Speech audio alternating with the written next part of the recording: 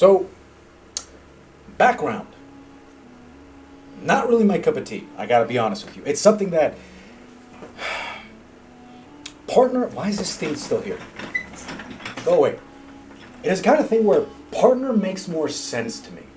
I understand the concept of background. I understand it being like a secondary effect for the commander. And I gotta say, I do enjoy the concept of it. There are obviously other things that can come into play, being the fact that it is an enchantment. You can use that for certain kinds of cards and triggers. But nonetheless, it's not really something that I usually use. You guys have seen my other partner decks. I have plenty of those. But this is a Renari Merchant of Revels with a Dragon Cultist background. And it's, you know, I didn't expect for it to turn out as high as it did. This is literally a deck I threw together, what we would call a shoebox deck. You just have a bunch of cards, you got blue, you got red, you got some Is It stuff, let's throw it in there, or Prismari if you're an animal and you want to call it that. But you have some Is It Prismari stuff, you're going to throw it in there, let's see what happens. This deck is a bracket 2. Crispy score, I'm sorry, that's the wrong order. Damn it. There we go. Average CMC of 3.38, salt of 34, cost of, I think it's 34. God damn it. Why does this do that? 38, cost of 38. And a crispy score of 5.75. So again, the higher end of bracket 2.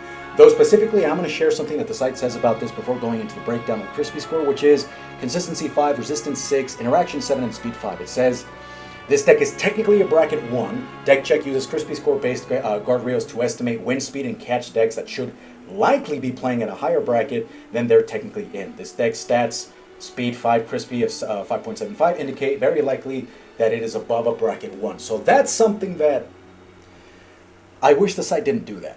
I really wish it didn't do that because it kind of, if it's a bracket 2, just say it's a bracket 2. Don't say, well, it's a bracket 2 with a bracket 1 spirit. Stop it. Don't do that. I don't like that. For some reason, it rubs me the wrong way, the wrongest of ways. But just so you understand what we're going to talk about later on.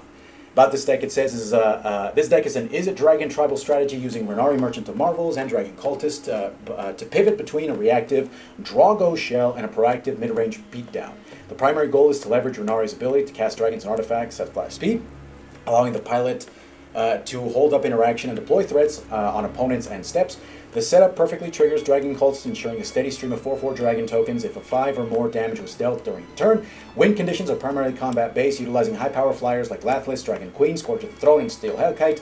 The deck also features significant Punisher and Theft elements through cards like Thunderbreak, Regent, and Kelga, the Tide Star, creating a board state that is difficult to interact with profitably. While it lacks infinite combos, it excels at maintaining tempo and generating massive aerial pressure. So, deck list in the description, leave a like and a comment, and I'll see you in the next one.